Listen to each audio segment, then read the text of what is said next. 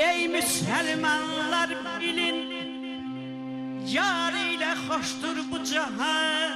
Men ki yardan ayrı düştüm, bu cahanın eylere.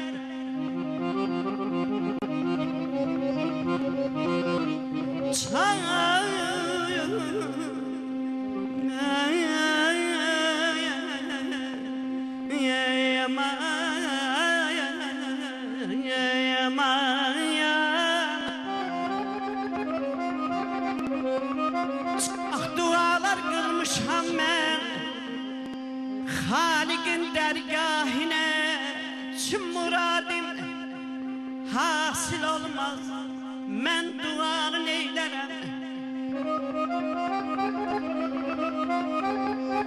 Dilber öldüğü ey nesimi, dilber öldü ey nesimi, ey sabreyle kılma fegan. Men bugün sabreylesem, men bugün sabreylesem, dəxi feganın eyler. Aman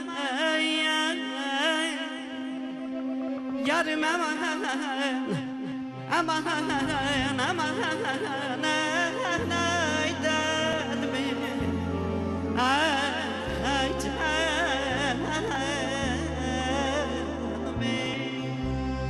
Sevirem çaman